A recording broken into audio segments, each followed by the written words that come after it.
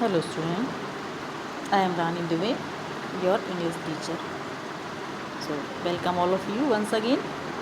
Today we are going to study subject English, remaining part of chapter 1. So open your book.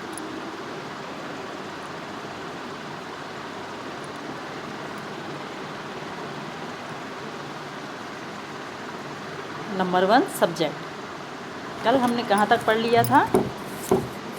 There are 2 parts of sentence. Sentence के 2 भाग होते हैं और वो कौन कौन से होते हैं? Subject and predicate. तो आज हम सब्जेक्ट के बारे में बताते हैं. प्रत्येक वाक्य में जिसके संबंध में कुछ कहा जाए जो उसे सब्जेक्ट कहते हैं. सेंटेंस इज द नाउन और pronoun about which something is said. जिसके बारे में कुछ भी कहा जाता है, उसकी क्रिया या क्रिया विशेषण संज्ञा या सर्वनाम, उसके बारे में कुछ भी कहा जाता है तो उसको हम सब्जेक्ट कहते हैं. फॉर एग्जाम्पल, उदाहरण के लिए, number 1, Ram is a good boy. Ram एक अच्छा लड़का है. तो ये राम यहाँ क्या है? सब्जेक्ट हो गया, क्योंकि राम के बारे में ही कहा जा रहा है कि वो क्या है? एक अच्छा लड़का है. Second, I play cricket. मैं क्रिकेट खेलता हूँ.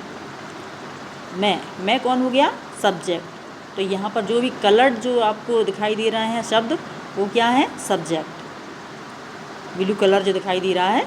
Number 3, Reema sings a song. Reema एक गाना गाती है. तो रीमा क्या है? Subject. Number 4, they are jumping. वे कूद रहे हैं. दे और वे, ये क्या है? सब्जेक्ट. इन वाक्यों में रंगीन शब्द सब्जेक्ट हैं. सब्जेक्ट जानने की विधि. वर्ब क्रिया से पहले कौन अथवा किसने लगाकर प्रश्न करने पर जो शब्द उत्तर में आता है वह सब्जेक्ट होता है. ये सब्जेक्ट जानने की विधि है कि कौन या किसने लगाकर जब हम प्रश्न करते हैं और जो शब्द जो है उत्तर में आता है, उत्तर मिलता है उसका कि ये है ऐसा, कौन है, किसने क्या किया, और उसका आंसर जो आता है वो क्या होता है? सब्जेक्ट होता है. आई होप आपको समझ में आ गया होगा. ठीक है. Second, predicate.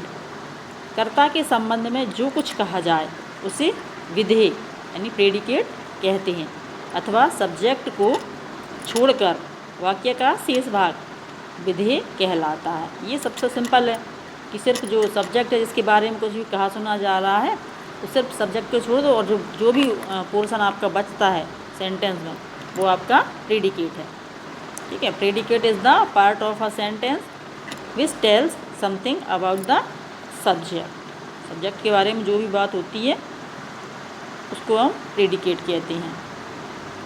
फॉर एग्जाम्पल, उदाहरण के लिए, number 1, you walk too fast. तुम बहुत तेज चलते हो. तो यू को छोड़कर गई. यू क्या है? हमारा सब्जेक्ट है. बाकी क्या जो भी सेंटेंस है पूरा बहुत तेज चलते हो, वॉक टू फास्ट, तो ये सब क्या है? प्रेडिकेट है. ये जो भी कलर्ड वर्ड जितने भी हैं ये सब प्रेडिकेट है. Number 2, I am quite well. मैं बिल्कुल कुशल हूँ, बिल्कुल ठीक हूँ. तो ये क्या है? मैं तो क्या है? सब्जेक्ट है. और बिल्कुल कुशल हूँ ये प्रेडिकेट है. आई तो क्या है? सब्जेक्ट है. और एम क्वाइट वेल ये प्रेडिकेट है. Number 3, Kiran went to Kanpur. Kiran Kanpur गई. तो किरण तो इसमें क्या है? सब्जेक्ट है. और वेंट टू कानपुर ये प्रेडिकेट है. उपर्युक्त वाक्यों में रंगीन शब्द प्रेडिकेट हैं.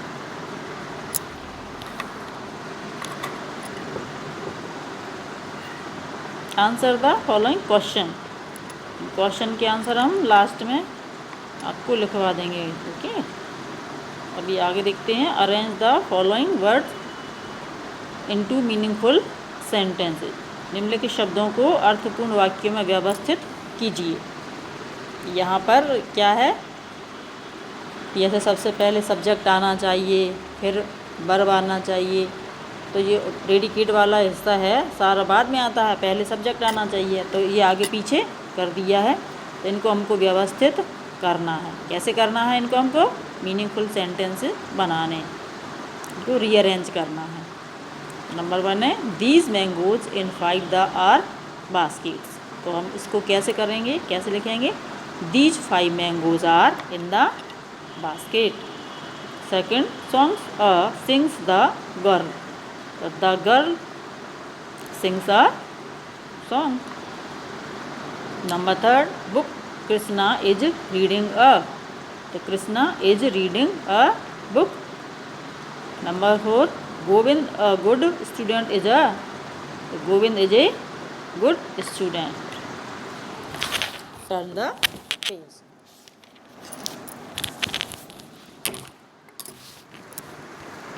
Right the kind of sentence against the following sentences. निम्नलिखित वाक्यों के सामने वाक्यों के भेद लिखिए। इनके भेद लिखना है। जैसे कि भेद अभी हमने आपको पढ़ाया था कितनी तरह के होते हैं, 6 तरह के वाक्य होते हैं। Kinds of 6 kinds of sentence is 6 are 6। Number 1 is he in the house. इसमें क्या है? इज क्या है? क्रिया है, वर्ब आगे लगा हुआ है, यानी कि ये क्या है हमारा क्वेश्चन, और पीछे क्वेश्चन मार्क भी लगा हुआ है। तो क्या हो गया? ये इंट्रोगेटिव सेंटेंस पहला वाला हमारा। इसमें पूछा जा रहा है क्या वह है कमरे में है। Second she is a girl, वह एक लड़की है। तो ये क्या है? एक साधारण वाक्य है, सीधा बोला जा रहा है कि वह एक लड़की है। तो ये कौन सा हो गया हमारा? अफर्मेटिव सेंटेंस या simple sentence. Number 3 may you live long, आपकी उम्र क्या हो? लंबी हो। तो ये क्या है? हमें एक आशीर्वाद दिया जा रहा है या इच्छा व्यक्त की जा रही है। तो ये हमारा क्या हो गया? Optative sentence. इसी तरह से number 4 I am a boy, मैं एक लड़का हूँ। ये क्या है? एक साधारण सा वाक्य है, ये अफर्मेटिव या simple sentence. Number 5 alas she is no more, इसमें दुख व्यक्त किया जा रहा है कि वह अब नहीं रही या उसकी मृत्यु हो गई। तो वो ये क्या है? Exclamatory sentence.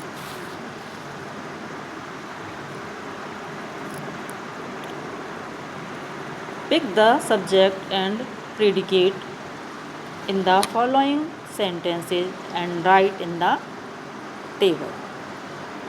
निम्नलिखित वाक्यों में से कर्ता और विधेय को अलग अलग छांटिए और तालिका में लिखिए। ये पूरा सेंटेंस दिया हुआ है, इसमें से हमको कर्ता और विधेय जिसको बोलते हैं बचा हुआ भाग उसका सेंटेंस का, यानी कि प्रेडिकेट। तो ये हमको ये पूरे सेंटेंस दिए हुए हैं, इनमें से छांटना है। द मून इज ब्राइट, तो इसमें क्या है? द मून तो सब्जेक्ट है, तो ये हमने नीचे लिखा है द मून। बचा हुआ हिस्सा क्या है? प्रेडिकेट है, तो इज ब्राइट प्रेडिकेट में लिख देंगे। इसी तरह से सेकंड है द टीचर, ये क्या है? टीचर के बारे में बोला जा रहा है। The teacher is teaching us Hindi and English, शिक्षिका हमको हिंदी और इंग्लिश पढ़ाती है। तो द टीचर हमारा सब्जेक्ट हो गया, उसके बारे में बोला जा रहा है कि वो हिंदी और इंग्लिश पढ़ाती हैं।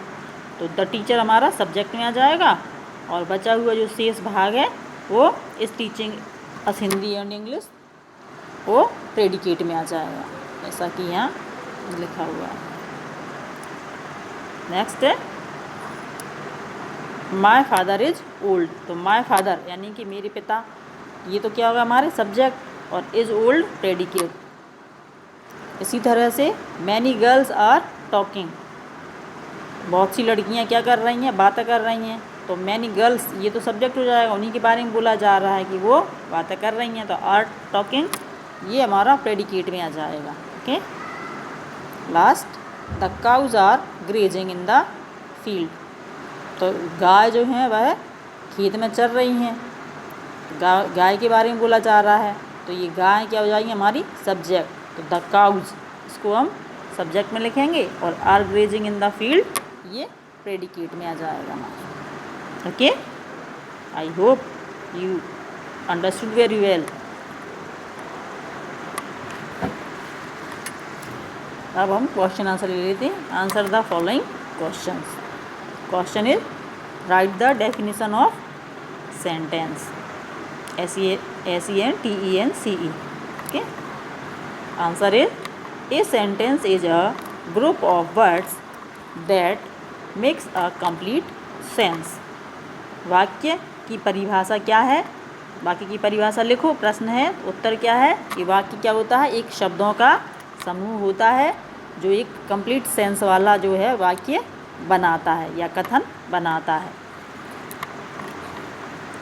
Second, how many kinds of sentences are there? Sentence जो है वह वाक्य कितने प्रकार के होते हैं? Answer is there are 6 kinds of sentences. Sentence जो है वो 6 प्रकार के होते हैं। Number 1 affirmative sentence, second negative sentence, number 3 interrogative sentence, number 4 imperative sentence, number 5 optative sentence, number 6 exclamatory sentence. आपको अच्छी तरह से ये सेंटेंस समझ में आ गए होंगे। आपको ये पढ़ते रहना है बार बार ताकि आप समझ पाएँ कि ये कौन सा सेंटेंस है, और इसकी डेफिनेशन भी आपको डेफिनेटली याद कर लेना है। सो आई होप आपको बहुत अच्छी तरह से समझ में आ गया होगा। So thank you very much for watching the video.